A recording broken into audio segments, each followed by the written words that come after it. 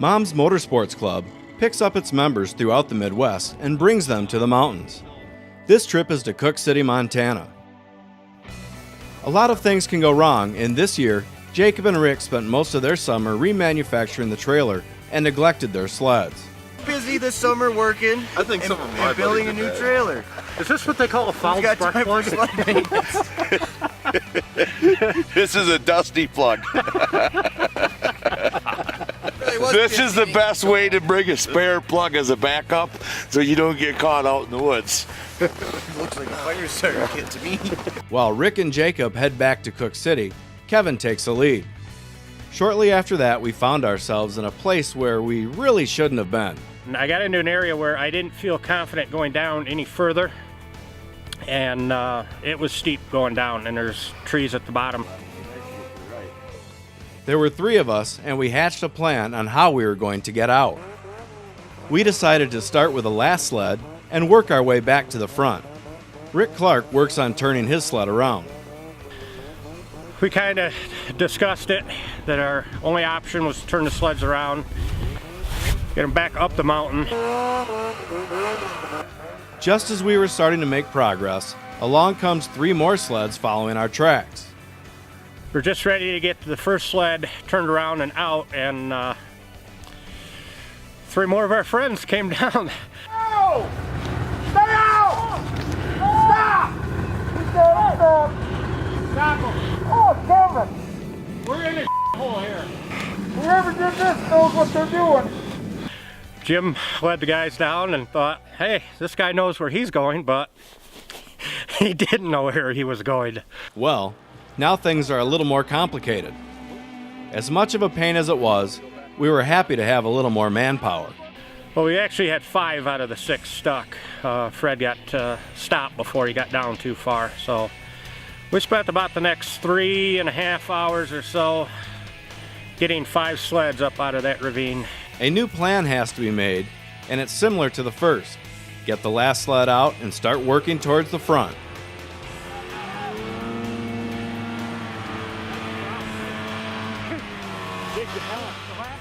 Four more sleds to go before we can head back to Cook City for dinner, which is starting to sound real good. There's no point in us being here. We might as well be down there. Yeah. But every time my nose starts downhill, I get anxious. As soon as we get this sled turned around, we'll start it up the hill. Well, that didn't work. Let's give it another try. We could put an extension and try to get to that one way up there. That's if you got enough rope to go all the way up. Okay, right? well, here's what we got to do. This, You add yours to it. this rope goes around the tree. I was just going to tell you I'm no knot specialist. Well,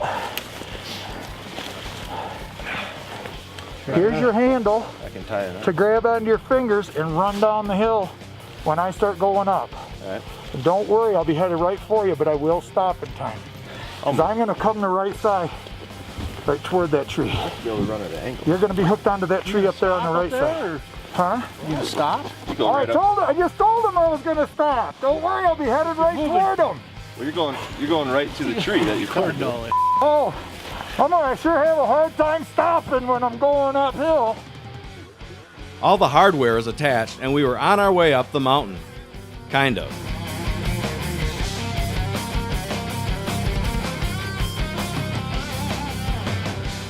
It took a few tries, but we were persistent. If this is any indication on how the rest of the sleds will go, we might have to start thinking about staying the night. We might be in trouble.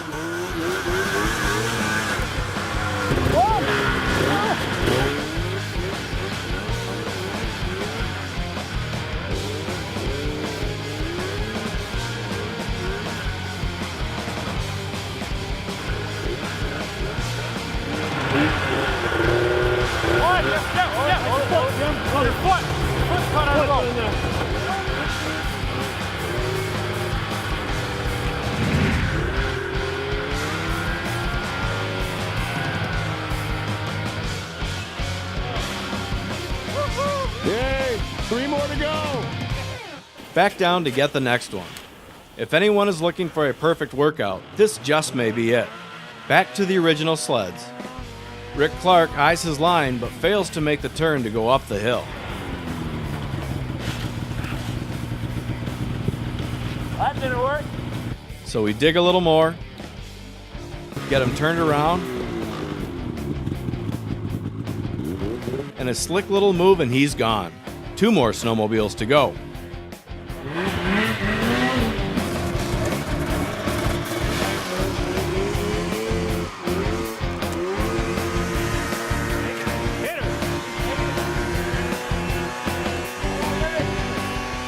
With that sled securely on the mountain, we go back to the first sled and move it a little closer. Back up again to get the other snowmobile up the mountain. A few tugs and a couple of tries, and there is only one to go. You know, we all have the avalanche training. We have the, enough mountain experience with a few of us out there that we knew, and had the equipment, snow bungees and the blocking tackles to get the sleds up out of that steep ravine that we were in.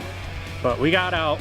It was an all-day ordeal, but we got out, so that was the fortunate thing. It wasn't a learning curve of what not to do. Finally, with one pull, the sled is up and to the top. We were not sure what we were going to do all day without Rick and Jacob, but 4 hours on the side of the mountain fixed that problem. It took some time, but we all had a good laugh about it back at the Bear Claw Bakery.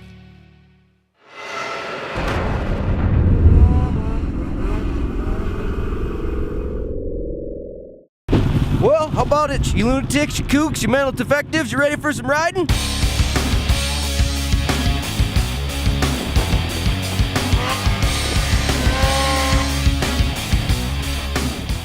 Every once in a while, someone jumps on a snowmobile and is hooked. Rick Clark, a new member of Mom's Motorsports, did just that, and life will never be the same for him. This is first time to cook. This place is ridiculous. Got some fresh snow up top. Couldn't ask for any better conditions. Blue skies today. Snowed, last 3 days in a row, 3 nights. Skies opened up. Perfect day. Second time out with Mom. Best group to ride with. Had the fever since last year. One trip out to the UP, learned how to carve around a little bit. Basically my first time ever riding a snowmobile. And instantly, as soon as that first carve, it was dead set on powder from there on out. It's beautiful. It's crazy how much room there really is to explore around and just check out the scenery. Saw Bitchin' Waterfall on the way up to top of the world yesterday. All frozen up and ice blue. That's amazing out here. Yeah, I mean, you can come out here. There's all kinds of riding out here. You can come out here and take it easy and stay in a meadow and just carve around until you get comfortable. You know, I mean, you can come out here on a short track. It really doesn't matter. There's every kind of riding out here. I mean, we're in powder fields today. You could climb up to the highest place you've ever been in your life or stay down in a valley all day. Can't really ask for any better group of guys to come out. Price is right, can't beat that. Good group of guys to go ride with. Kind of show you the ropes a little bit and get you stuck plenty of times.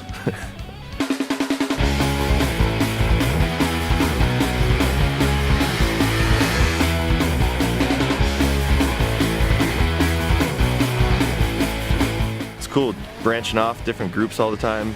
You go learn other people's riding styles. They put you in completely different situations. Especially me being new to all this, it's good to ride with different guys and learn different styles and pick up things from them.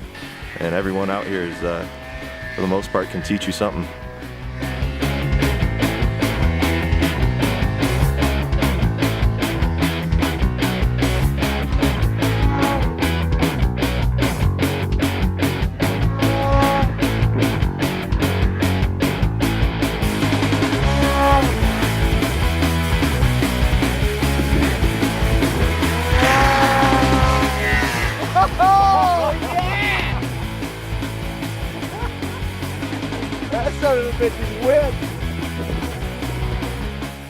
We had a great day of splashing and bouncing around in the Shoshone National Forest with Rick and the guys.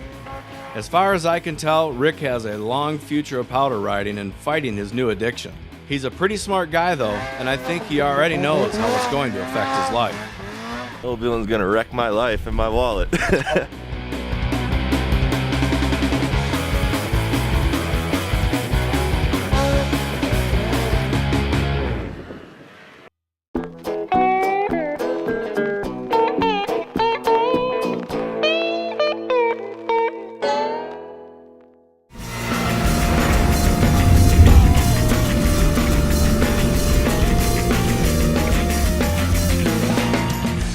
Fresh, deep powder. It doesn't happen all that often, but when it does, it's time to snowmobile. Back by Fisher Creek, just outside of Cook City, we found just that, plenty of powder. What a day we had. Greetings, Flatlanders, doing it again, Cook City, Montana. We found the powder. We're in the steep and deep, bouncing around, having a great time today.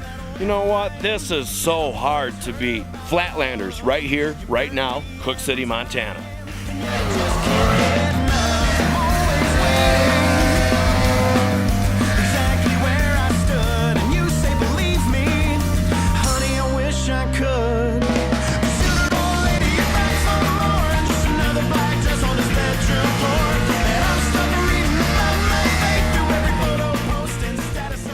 There was so much powder to be found that even the meadows could swallow you whole.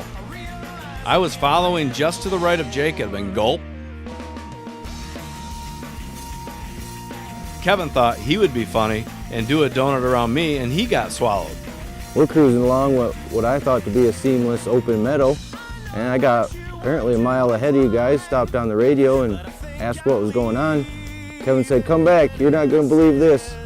I come back, and about 5 foot to the right of where I went, you got swallowed up by a big old drift that had been 5 foot, 6 foot deep snow. All I seen was handlebars and 2 humans when I came back. Holy handlebars, Batman! Well, we found the Holy Grail powder. It's kind of sketchy. It was a little light on top, and all of a sudden we came down a little dip, and oh, I can't wait to see the GoPro footage on this because I didn't know where I was. All I saw was snow on top of me. Kevin thought he was going to be a smart ass and do a donut around me because my sled's all the way underneath the snow, and guess where his is? His is deeper. So we're finding it. We're even getting a little sun peeking out here, having a great time in Cook City, Montana, stuck as hell. There's an RMK down here somewhere.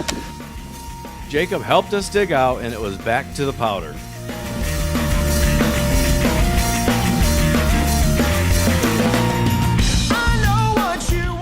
Well, today we got fresh powder out here. We checked, before we left the lodge this morning, we checked both the avalanche report and the snow tells in the area. Fisher Creek only showed about 7 inches, but as you can see, we've got, I believe, more than 7 inches. We're probably pushing a foot today, so, and still coming down a little bit. Just hanging out. We got Jacob stuck up in the trees, so we're taking a little break while he digs himself out, and we'll probably wander on down up to Daisy Pass and see what more adventures we can find out here in fresh powder at Cook City.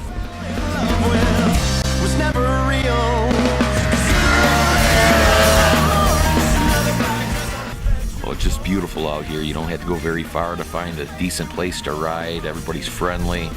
It's been snowing the last couple days, starting to pile up pretty good out here. It's a blast. It's early season, but there's not much powder. We still manage to have a little bit of fun out here.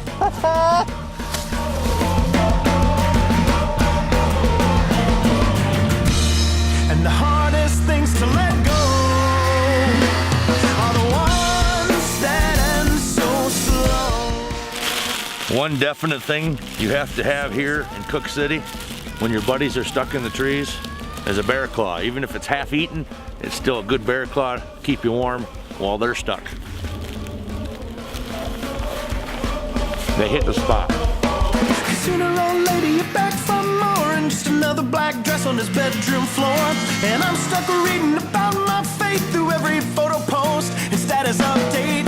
While you wait for 3 and 4, honey, I just can't play anymore. We played in the powder all day. When it happens, you enjoy every minute and don't even stop for breaks. It's almost like jet skiing. It's hard to explain, but when you're floating on that powder, everything just seems to make sense about snowmobiling.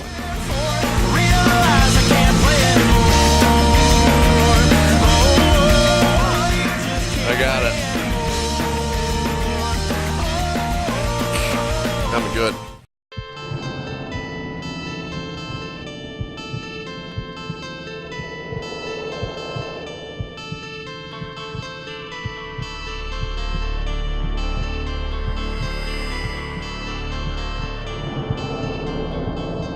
This is our Avalanche and Backcountry video series. The goal is to increase your avalanche awareness, knowledge, and skills.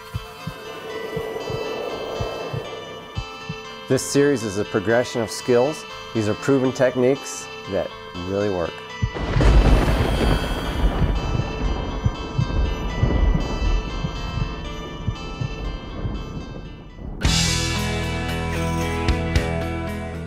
This video series for the snowmobiler from Avalanche One and the creators of Flatlanders covers several topics including gear, proper beacon techniques, multiple burials, snow stability tests, digging a snow cave, and much more.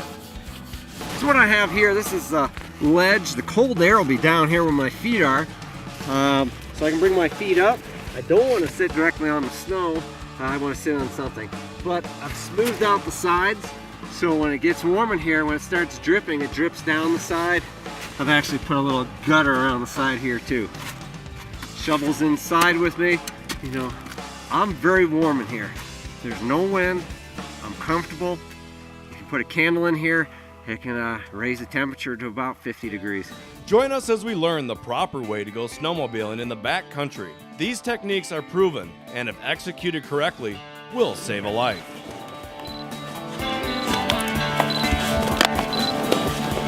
Easy, there's his head.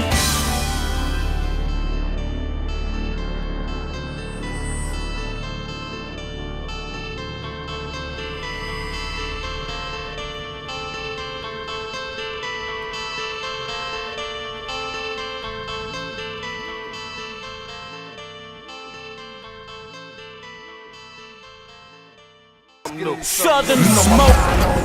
Major, Porsche coupe, cush drain, hitting this paper. Top flow, touch the sky. Talk to the angels. You know we let a ball. How could you blame us? You know my mind on doing the major. Porsche coupe, cush drain, hitting this paper. Top flow, touch the sky. Talk to the angels.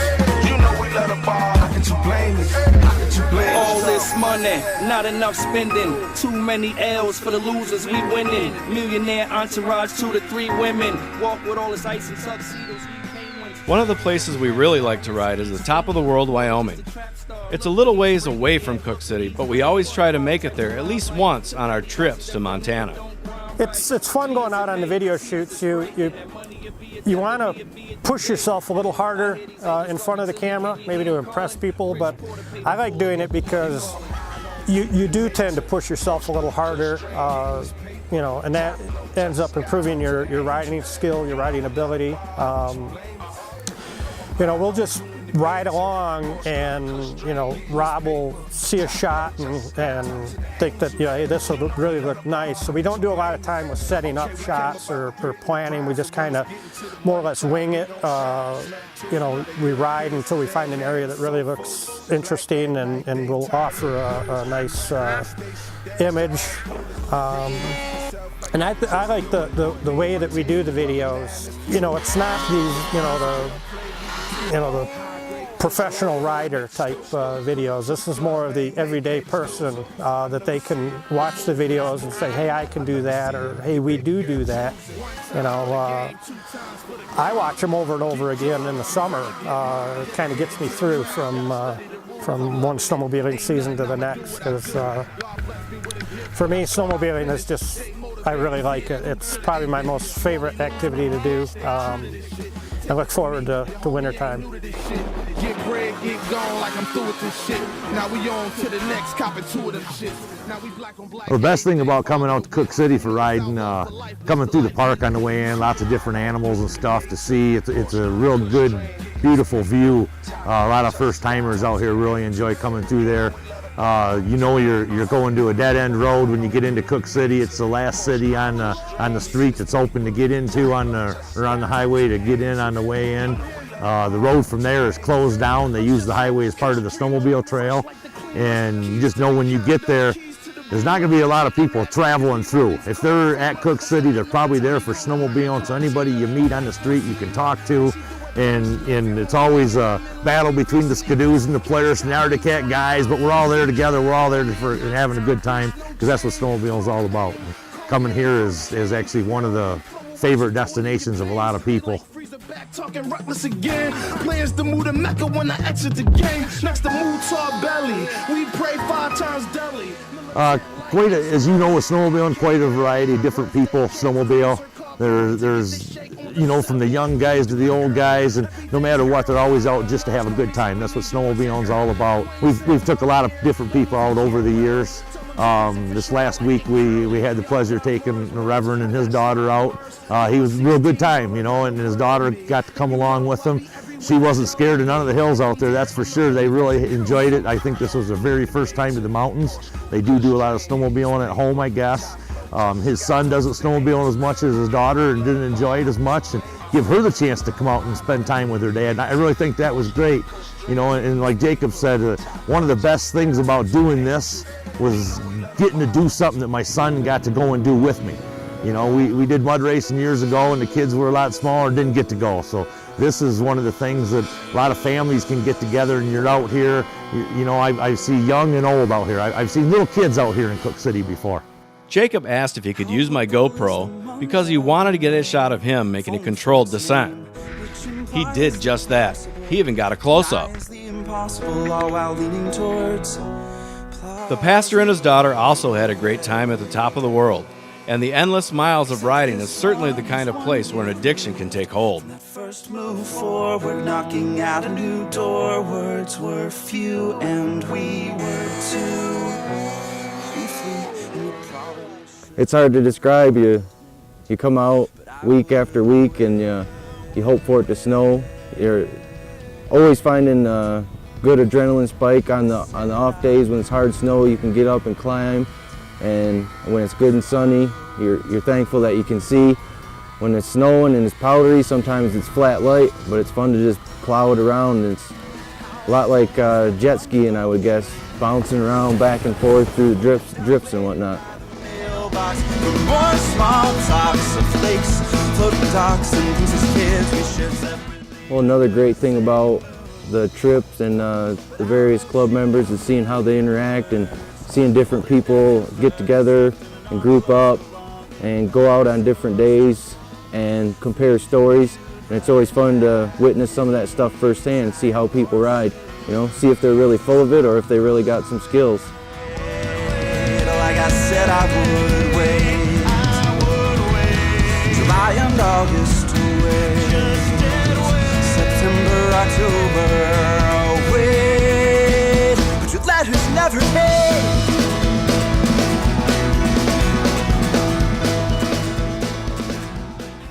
Well, like I said before, one of the reasons I fell in love with snowmobiling is getting to spend time with my dad. And it's always fun getting people out here, whether it be good friends from back home or father-daughters and father-sons, even mothers once in a while, joining the trips. It's always good to see them having a good time, experiencing the West, and even on the ride out, just seeing the different things about the country and cruising through the park on the way in. It's always fun to share that with everybody.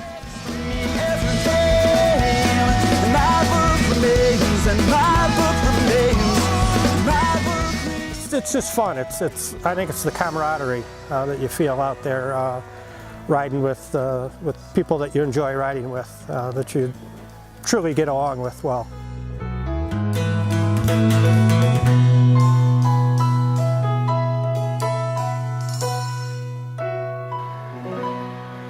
How hopeless is this month of May?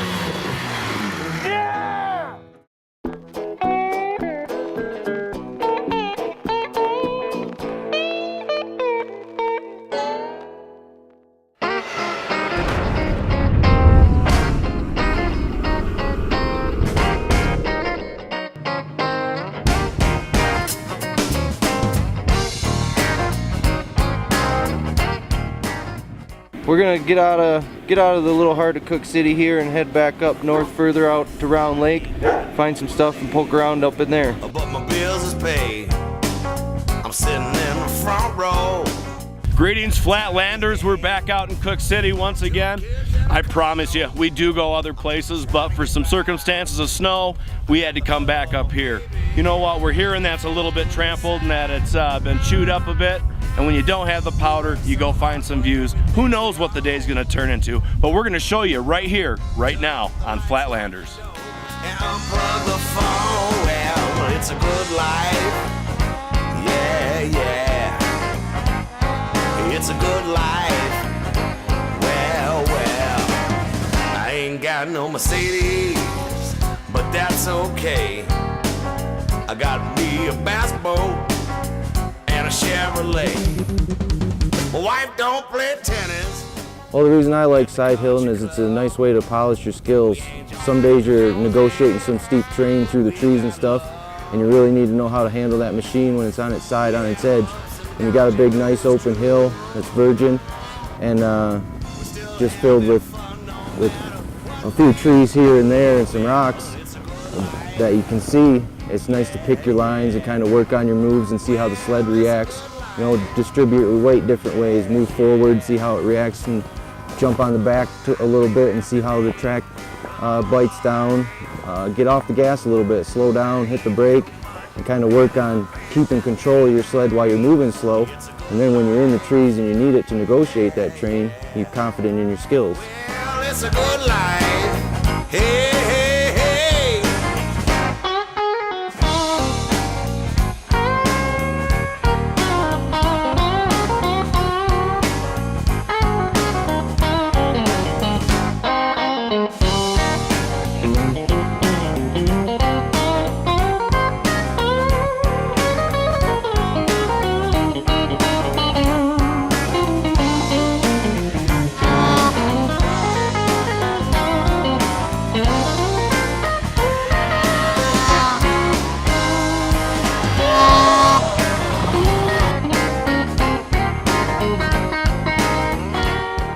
Side hilling for me it's a ball doing it. You know, there's a lot of different ways of side hilling. You see people do different things, whether they're doing powder curves downhill or side hilling or sawing across, people call it.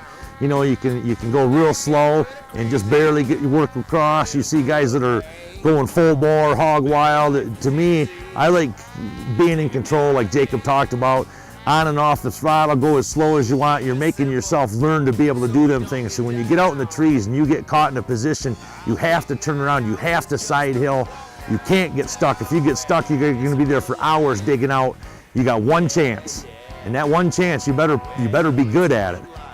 I've progressed as far as, you know, just by practicing, you know, learning things, learning techniques, foot placement on the snowmobile, the counter steer, the snowmobile, and body placement and body weight. You know, right? You know, getting it's hard to fathom having only one foot on the running board and being the wrong foot, what they call wrong foot forward, and that your other foot hanging out over the edge. But the steeper the hill, the more you have to do that, and it's all in balance. Sometimes even when you're shooting video, you need to help a buddy, and I've been to the hill climbs and I've seen the hill help do it, and don't know how we quite got this done, but I just turned the camera back on, caught Jacob wipe out, and I'll kind of show you the video. You don't see nothing, just a bunch of shaking and probably some noise. Well, no one caught it, but I caught his sled, tackled it, got it stopped right here on the hill, and took a few shots and cuts and bleeding all over here, but we stopped his sled. He didn't end up against a tree or anything like that. So all's fair. I don't think any stitches are needed, so it's still a good day on the mountain right here on Flatlanders. Nothing like riding in Cook City, Montana. Sure glad I'm feeling better this week. Well, part of the reason I fell in love with snowmobiling is getting to spend time with my old man, and it was a little different being out there without him. We kind of developed a little core crew of Flatlanders hardcore guys here that we like to get out and adventure on our own and do boondocking, and it's kind of like having a missing link in the chain. You're always looking for somebody and over your shoulder, and you know, think they might be in a spot and need your help, or you're in a spot and need their help, and you know, got to learn to work without them a little bit, but it's difficult sometimes. Well, it's always a search for virgin territory. You want to go where no one else has been. You want to explore something new. It's not always about powder and deep snow. It's about finding that spot that no one else has been and seeing what's out there to snowmobile on, what kind of terrain to negotiate. It had been, I think, 2 years ago, or maybe it was last year, we rode over an island park. And there's an area in there where Rick and Jacob like to go, along with John, took us to an area, and it was, you had to do a lot of side hilling to get up into this area. And once we got up in there, it was awesome.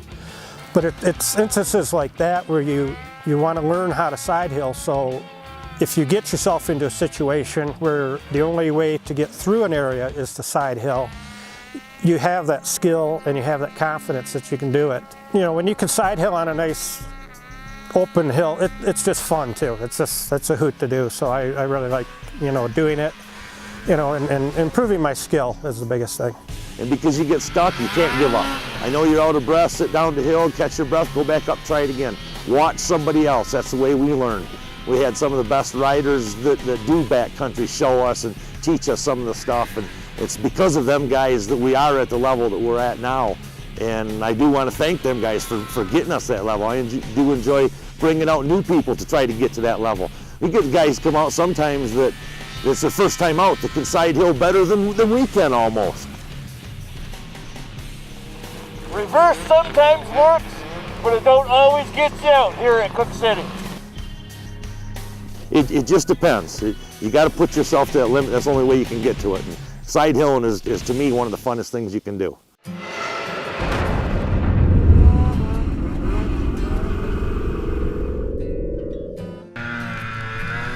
The day started with having to turn around twice with sled problems, and this was not an easy place to get to.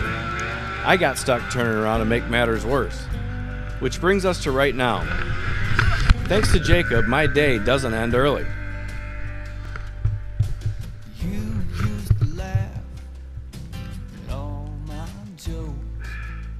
After the save, we found a spot to shoot some video.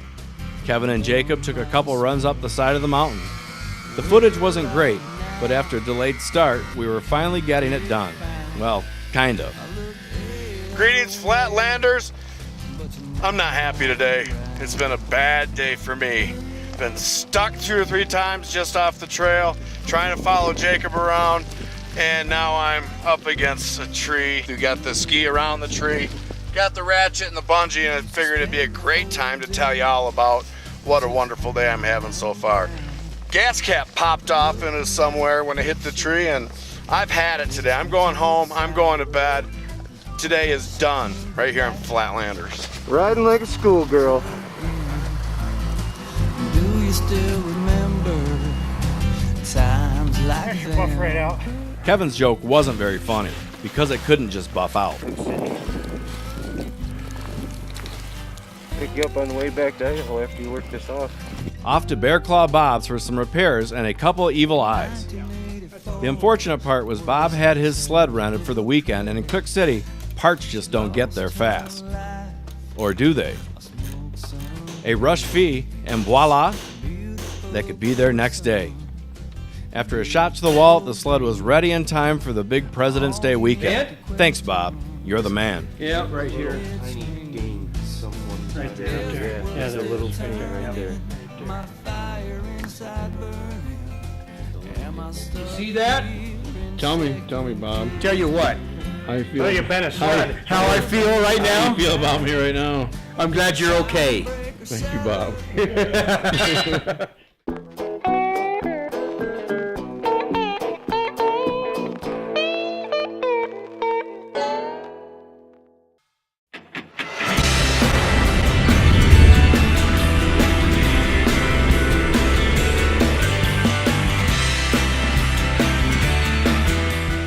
After the past 3 seasons, we found that snowmobilers love music videos. This year I decided to try something a little different. Music video recaps featuring the best shots from that particular location is how we're going to do it. But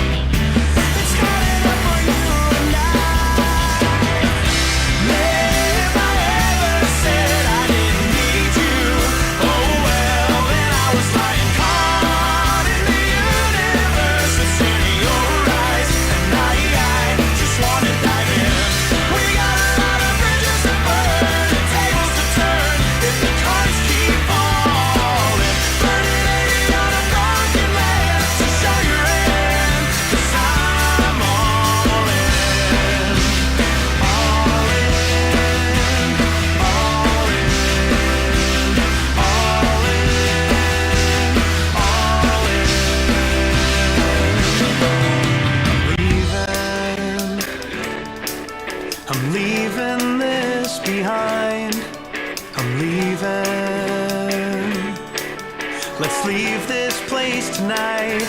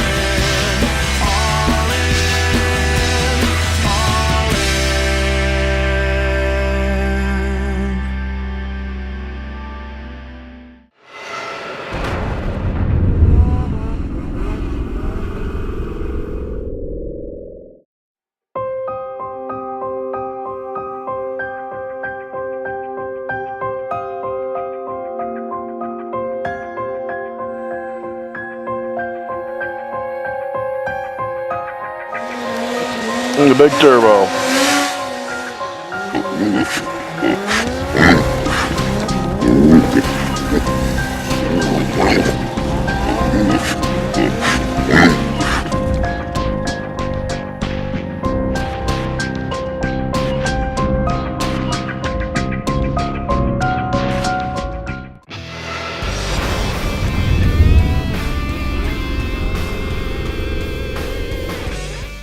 Greetings, Flatlanders. Good day to you. We're here in West Yellowstone, Montana. We managed to pick up a little ride with some of the guys from Ace Powder Guides. They're part of the High Country Snowmobiles. They kind of work together to show people what the region has to offer. We're meeting up with our guide Taylor. We're heading out. The guys are ready to go. We're going to see what kind of powder we can find in the Gallatin National Forest, riding out of West Yellowstone, Montana.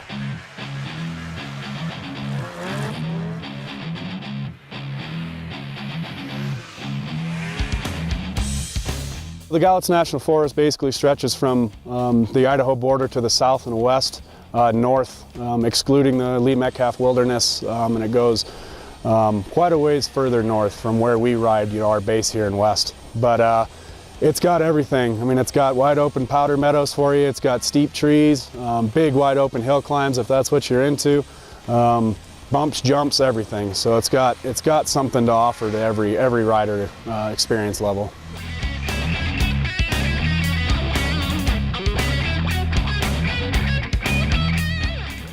A lot of the people we get are flatland snowmobilers. They've ridden in the Midwest their entire lives.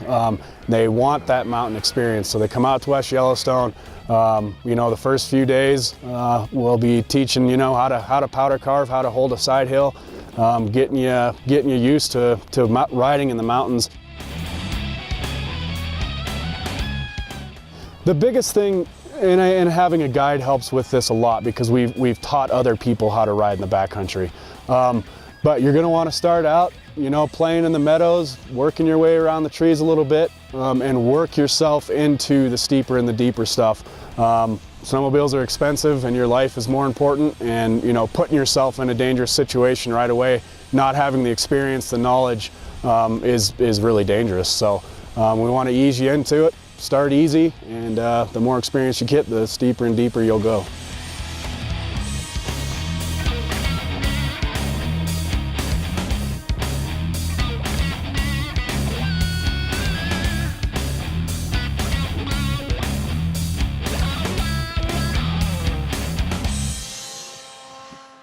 If you're a trail rider, you want to ride the trails, your short track is going to be more than adequate to ride the trails out here. And depending on snow conditions, earlier or later in the spring, if we haven't had a ton of snow lately, that snowmobile is going to get you around no problem.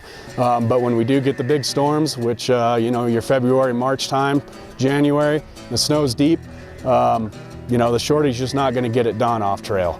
So at that point, maybe rent a long track. You'll have a better time.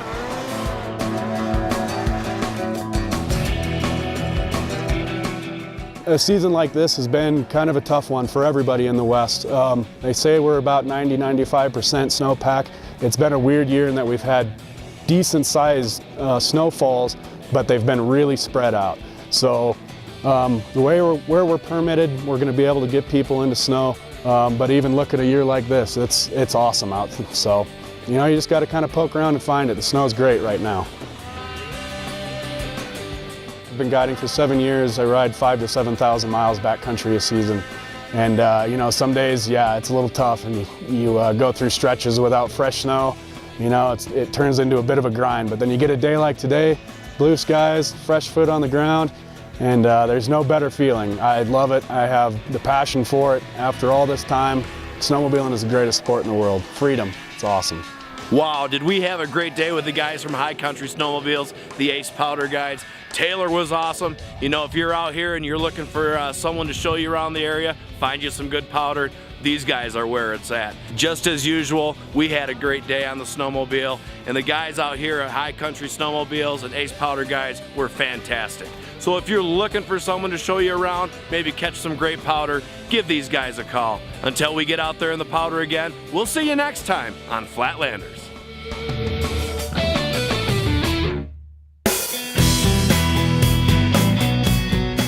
When in the mountains, we do everything to make sure we come home safe. That's why we wait until the end of the day. There is just something good about having an ice-cold beer after a day in the powder. So when the day is done and we're in Cook City, Montana, we head to Miner's Saloon. With a variety of import, domestic, and craft beers to choose from, we always have a good time. So when you're in Cook City and you're done for the day, go to Miner's Saloon.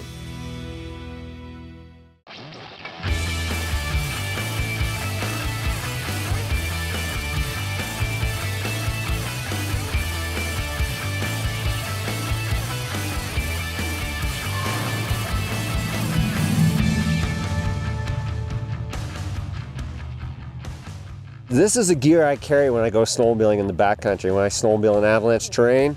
And one of the key things to remember is none of your essential gear should be on the sled. It should all be in a backpack. And the reason being is if you get separated from the sled, or if the sled gets buried, I have all my rescue and survival gear right here. What we always carry with us is a beacon, okay? Digital 3-antenna beacons are the way to go. Greater range, easier to use. You can teach a 4-year-old how to use this, and then remember, there's only one button. Always carry spare batteries.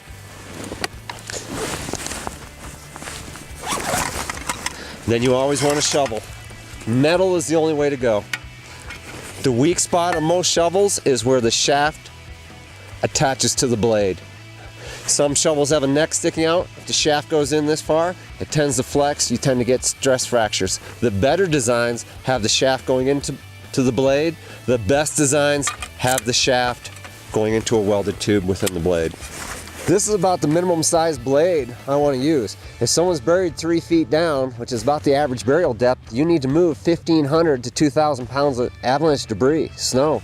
If it's very dense snow, we chop this way and then we cut this way. With a weaker shovel, you don't want to put it in and pry towards you. You'll break those shovels. Spend your money, get a good shovel first. One where the shaft goes into a welded tube. Okay. Plastic does not work very well. The reason being is if you're shoveling into hard snow, it tends to deflect. With this shovel, if I need to spend the night out, I can put snow on it and melt it over a fire so I have drinking water. Next thing I carry with me is an avalanche probe. This one's carbon fiber, 260 centimeters long, okay? Self-tensioning. I can throw it out, pull on the end, it's right together. This one's carbon fiber, it flexes a little bit, 260 centimeters long, that's 8 feet 6 inches. Most people buy a probe that's too short. You need to effectively probe down 6 feet, and the reason being is if they're buried deeper than 6 feet, unfortunately, chances are they were not going to survive. If you only have a probe that's 7 feet long, every time you probe, you have to bend over. It gets very tiring. This one's 8 feet 6 inches long. I can stand upright as I probe.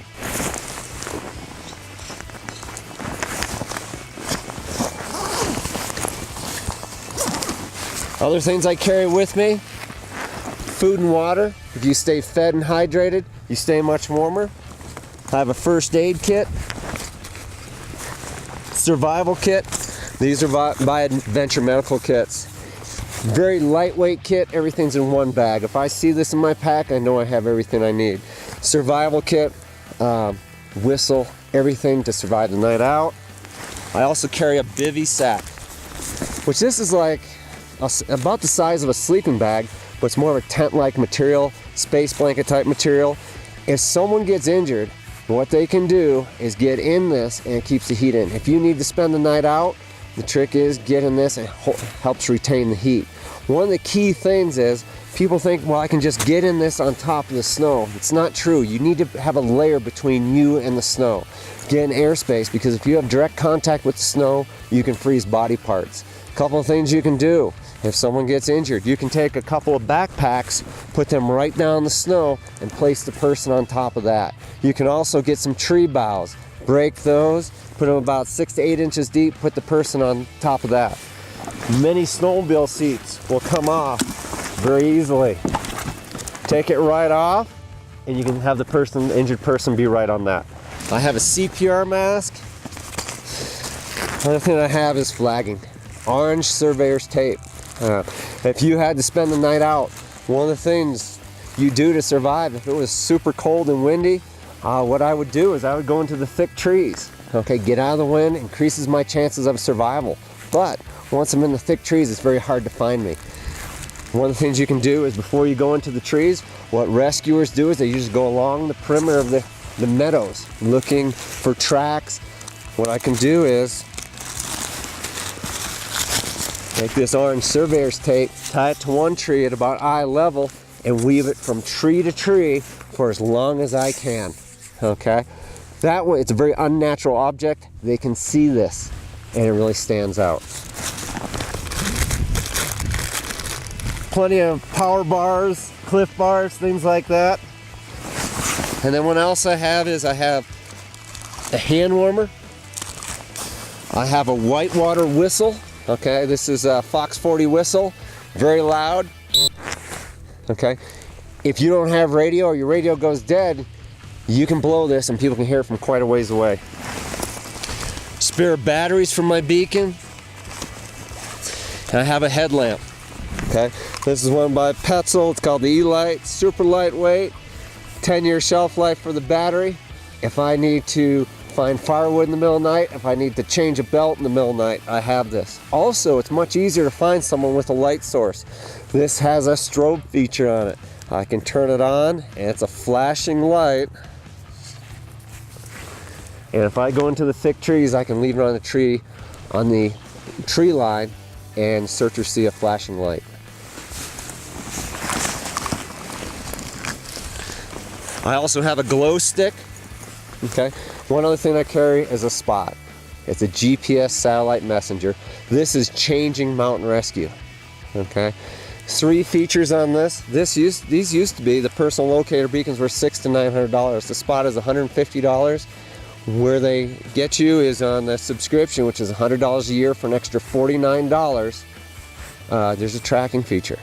Okay, 3 buttons.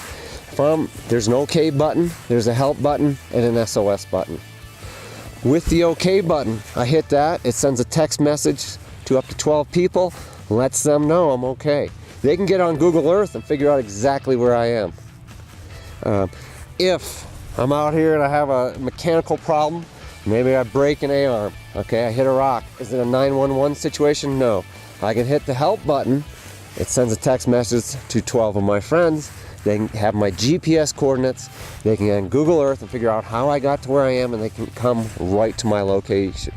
If there's an avalanche accident or an injury, I can hit the SOS button, it sends a signal to a satellite, to a command center. The command center notifies the nearest mountain rescue group, and we go exactly right to your location. A few other things I carry. One of the things I carry on my tech vest is I have a GPS. Okay, don't rely just on a GPS. You want a map and compass as a backup, and I have that with me also. Right here is my map, good topo map. I have a compass also. true believer in communication.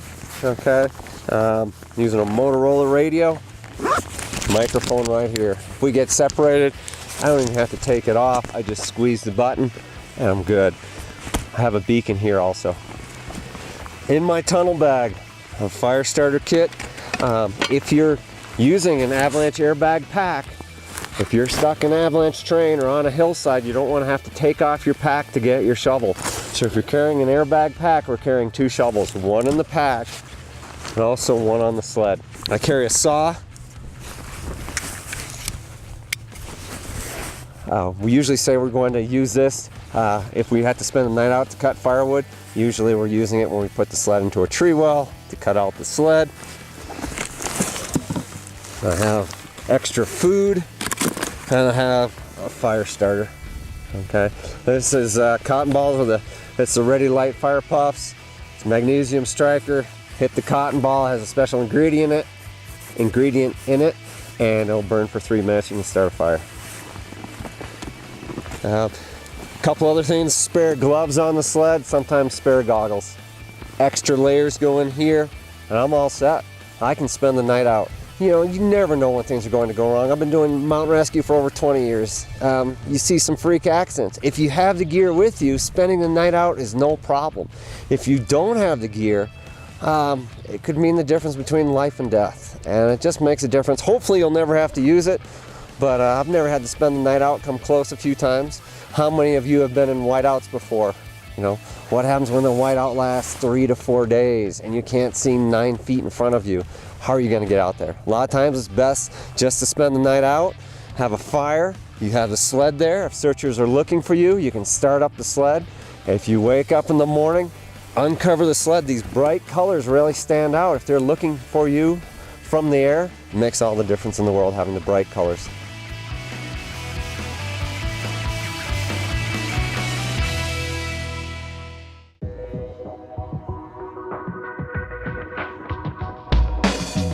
I've been guiding for 7 years. I ride 5,000 to 7,000 miles backcountry a season. And you know, some days, yeah, it's a little tough and you go through stretches without fresh snow. You know, it turns into a bit of a grind, but then you get a day like today, blue skies, fresh foot on the ground, and there's no better feeling. I love it. I have the passion for it. After all this time, snowmobiling is the greatest sport in the world. Freedom, it's awesome.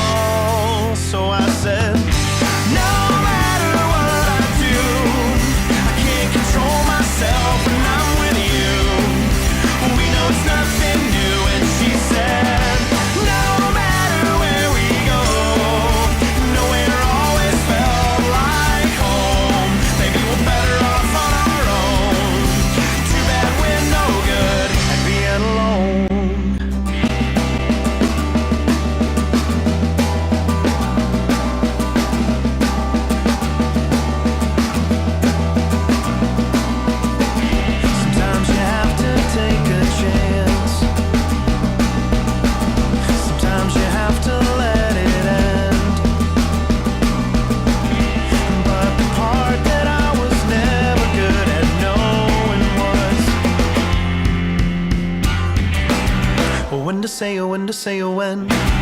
Oh, when to say, oh, when to say, oh, when. Oh, when to say, oh, when to say, oh, when. Oh, when to say, oh, when to say, oh, when. Oh, when to say, oh, when to say, oh, when. Oh, when to say, oh, when to say, oh, when. Oh, when to say, oh, when to say, oh, when. Oh, when to say, oh, when to say, oh, when.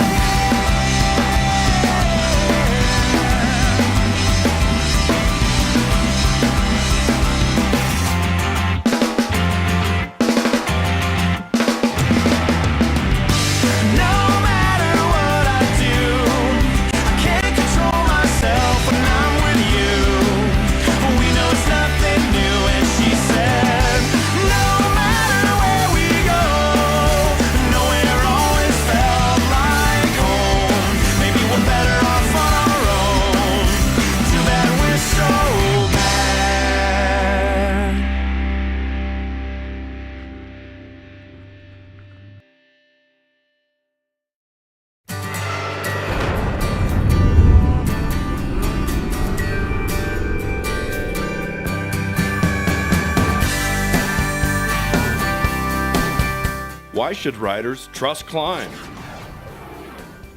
Are you questioning Gore-Tex and Climb's lifetime warranty?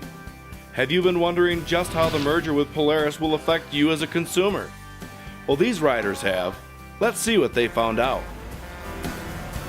Greetings, Flatlanders. We got a special day for you today. We're here at Climb. We had the opportunity to visit with Justin Summers, the CEO and founder of Climb Technical Riding Gear, and Sid Huntsman, Climb's snow marketing coordinator. We got to see some research development stuff. We got to see some design. We got to see the warranty department, which not much stuff comes in here. We're going to show you about that right here, right now on Flatlanders. Isn't Climb a huge company? A lot of people refer to the family environment they feel when they come to Climb.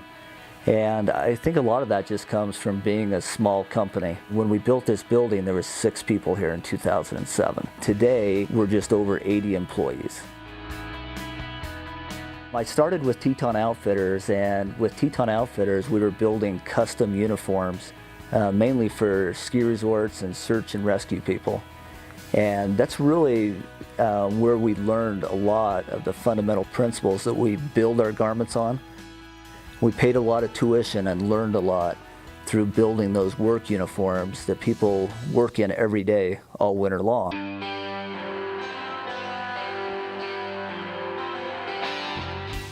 How do they know what consumers need? Well, you know, we try to listen to our consumers, and where that feedback gets stored, and we review it on a regular basis.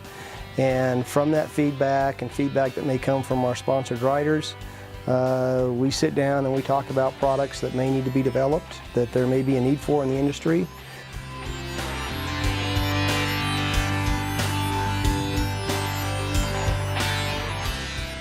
I've been using Gore-Tex for many years. Isn't that an old technology? We have a very strong relationship, and I'd even refer to it as a partnership with Gore-Tex. And Gore-Tex is very unique. There's a lot of waterproof, breathable membranes, films, different things out there that people use in their apparel. Gore-Tex actually gets involved, and you have to approve each style through their testing facility. As a company, we have the options to use any waterproof, breathable membrane that's available on the market, which is something that other companies don't. Other manufacturers don't have the opportunity to do that. But as we do our testing and we do all of our investigations on these different waterproof, breathable membranes, we believe that Gore-Tex is far and away the most dependable, durable product available on the market. We choose Gore-Tex because we do believe it will provide our customers with the long-term durability that they need to make sure that they're getting the value for their dollar that they invest into the gear that they buy. With a lifetime warranty, how many claims do you see annually? We're very confident. I mean, our return rate is very small. Our warranty process basically tells you that when you buy one of our products, if it ever fails due to workmanship or ever happens to leak water, you can call our office and get a claim number, return the product to our facilities here in Rigby, Idaho, where we have all of the ability to test it It'll be evaluated, and if the product has failed for any reason, we'll either repair it or replace it for the life of the product. How do you honor a lifetime warranty and still stay in business? If we get something back, that's something that we want to be able to learn from and make the garment even better. And how does the recent merger with Polaris affect the company? When we came out with the merger, we wanted to be very upfront with everyone. We wanted everyone to know what had happened. But at the same time, going forward, looking towards Climb, you're not going to see Climb and Polaris associated. We're an independent subsidiary that's an Idaho corporation, just like we were before. And we're going to still continue to focus on all brands, all riders, and continue to make the best products we can for them. Our purchase by Polaris will help us to put the horsepower behind this brand that we want to have to continue to produce the most technical riding gear on the market. We really have one philosophy at Climb, and that is to build the very most technical riding gear that technology will allow us to build. So the Climb philosophy is to understand the rider and to make products that enhance the ride. So we come to work every day to enhance the riding experience, and that philosophy comes, all the way through the company. We have a lot of passionate enthusiasts within the company, and we love what we do, and we love the sport, and we work every day to make it better. After spending the day with Climb and getting to tour the facility, there is no doubt in my mind that they're going to continue to provide the industry with the best technical riding gear in the world. I'm truly impressed. We'll see you next time.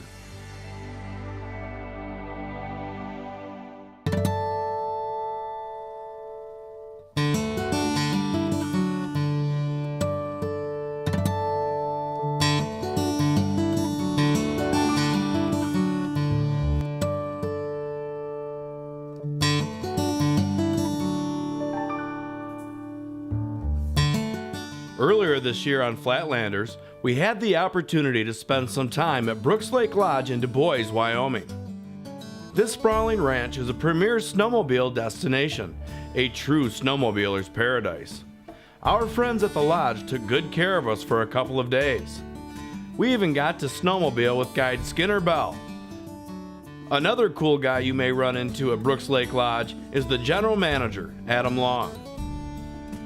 Brooks Lake Lodge originally was a destination for wealthy Easterners in 1922 to get to Yellowstone.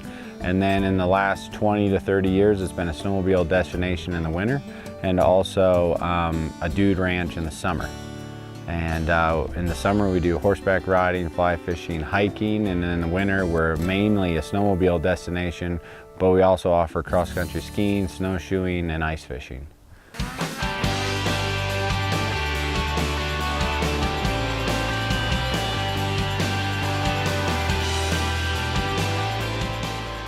Winter sports in general for Brooks Lake, we're at 9,200 feet, so you're at the top of the pass basically.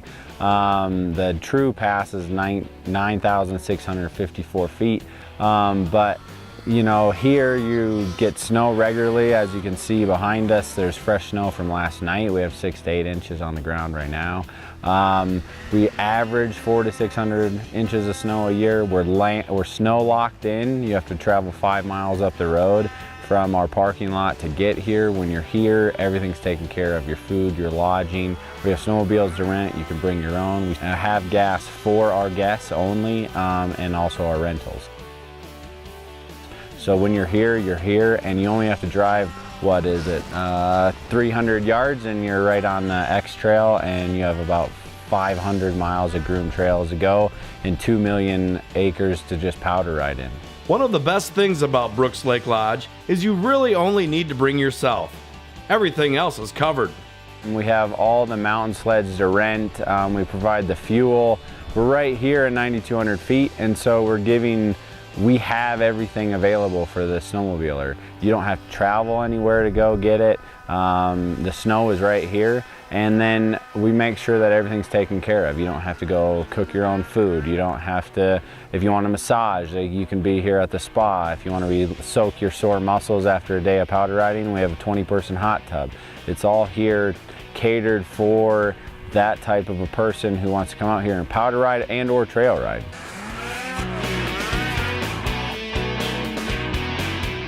The lodge has plenty of people who can show you the area that are seasoned and longtime mountain snowmobilers. With our rentals, it's included. If you come on your own sleds, then we can provide a guide for a fee.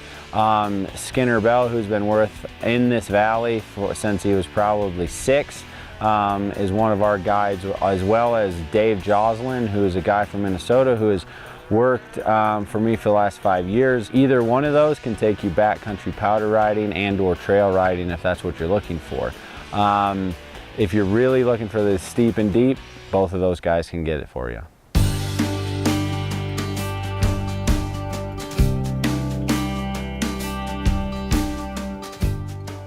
The people who really want to come here just want to be taken care of. They don't want to be another number in a group of 200. We can only accommodate 36 guests. We roughly average around 18 guests a night. So it's very personable. People who want us to know your name, know what you like to do, what you like to eat, stuff like that. You're not going to order off a menu at dinner. You have 3 options a night. Most likely it's a red meat, a fish, and a vegetarian option.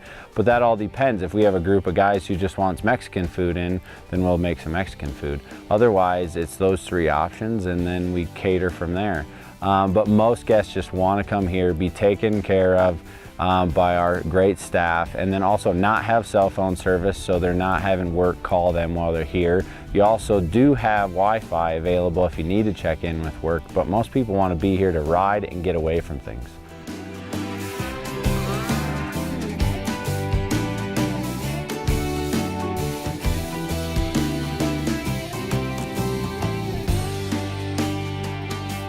I grew up in Michigan. We didn't get that much snow. I was not able to ride sleds as much, but when I moved here 10 years ago, snowmobiling has just been a part of my life. We average 7 to 8 months of winter every year, so we can start snowmobiling sometimes in October, if not early November, and then ride until easily April. Well, we're open to the public for our winter season, typically from about December 20th through March 15th every year. We open for lunch at 11:30 and close around 2. You order off the menu. That's how we get most of our guests. They come and see the place. They want to bring their wives back or a group of guys to come. It's a really good thing for you to come and see us and then see what you're maybe missing out on or maybe what you want to see in your next stay to Togety Pass. When I asked Adam why he loves it out here, I got the answer of a true addict. My true addiction in the winter would be chest deep powder, trying to get through to a spot that I know if the snow was hard and spring snow style, you could get to real easy. But I want to have that hill or that place to go that is hard to get to for the average person, because then it's just that more fun for me and deeper snow. My addiction is really deep snow. I'm really looking forward to the next time that I get back to Brooks Lake Lodge. This place is awesome. Even better than the snow and the lodge were the new friends that we made. Well, until next time, Flatlanders, keep the trackside down if you dare.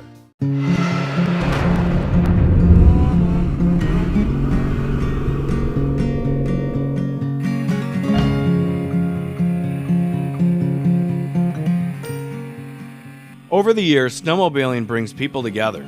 This time, through Brooks Lake Lodge, we were given a truly special treat. We got to ride with Mr. Video himself, Skinner Bell. Nothing I can do will take that away. And the hardest part is not knowing where you stand. I think I may have lost you before this began.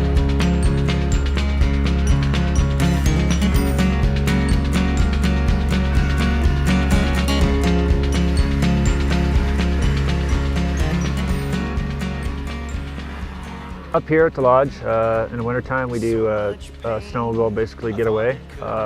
We are one of the only lodges that are 5 miles in. We're snowbound. If you don't have a sled, we pick you up at the end of the road with a track van, bring you in, get you in there the first night.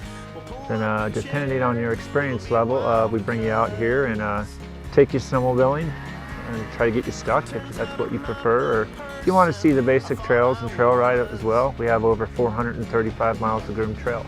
Trails? What are those? We're here for the boondocking and backcountry experience. I think we've come to the right place. Was enough to pull us through, and I'm sorry for. I work with a vast variety, 10 high, worked with Brap. Boy, there's a lot of them. Alpine Assassins. It depends on what time of year they come up and what we're looking for riding and the groups of riders that we have. Or basically, a lot of our sponsors will come with us and ride as well. You know, we're looking for good technical lines, steep and deep, big cliff drops, jumps, or it basically depends on the weather. If the weather gets a little cloudy and hazy like it is today, we start going in the trees and looking for tight lines in trees and try to, you know, talk to the video guy and see what he's looking for as well. Making video with a seasoned backcountry snowmobiler like Skinner was truly a great experience. But I took your hand and said they'll never take us alive. Snowmobiling means to me is basically getting a good group of guys together, or anybody for that matter, going out riding, having fun, pushing each other to a certain limit, you know, where you try to climb the hill further, hit a jump a little further, you know, getting stuck in the trees. It's just a sense of freedom that everybody that snowmobiling offers, and the snowmobiling community world is such a unique sport and a different group of people compared to all the other sports. You see other people out there, you ask them if they're all right, if they're sitting there, they give you the thumbs up. It's just a great sport because there'll be times where we're stuck out there and other groups will see you come over and help. I mean, it's just truly a sport that everybody can enjoy. I've come to find out that no matter where we go, snowmobiling is an addiction, and Skinner Bell is no exception. I'd be 3 feet of snow every day the rest of my life. Riding, you basically get the adrenaline rush from climbing a hill, jumping, cruising down a trail, seeing scenery, wildlife. I mean, I can't name one bad thing that I'm not addicted to. The smell of the gas and oil, just the whole thing's addicting to me. As Wayne watches on, Skinner, Jacob, and Rick dig out his best friend Doug. He had a tragic glue accident that left him stuck to his sled.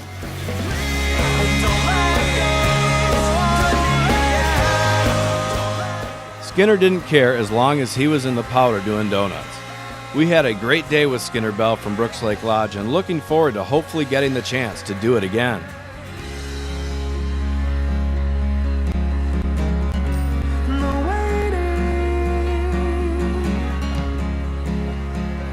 We are forever in the waiting.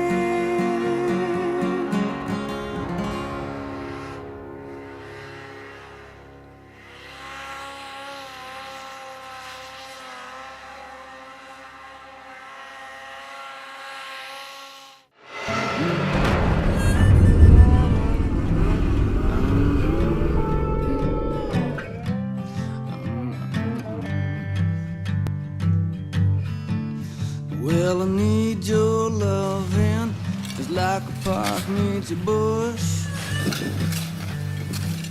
I said I need your loving, just like a woman needs a touch. So don't back away, baby, don't make me push.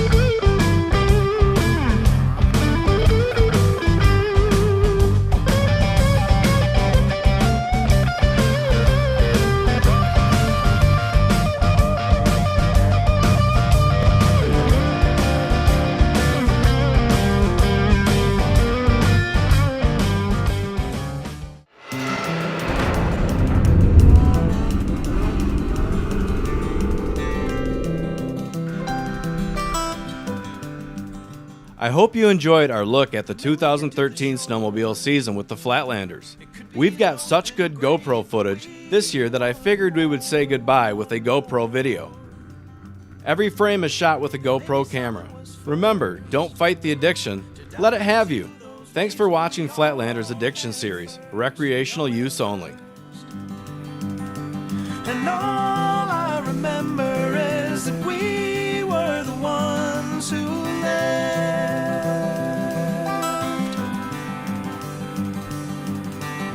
We're still not dead, just went from the red. There is an ending up ahead, I know. So forget all your prayers and signal flares, just like the sharks around us now. We'll die if we stop swimming. We'll die if we stop swimming. There may be a rescue boat or a sandy coast, but no map will save us now. We'll die if we stop swimming. We'll die if we stop swimming.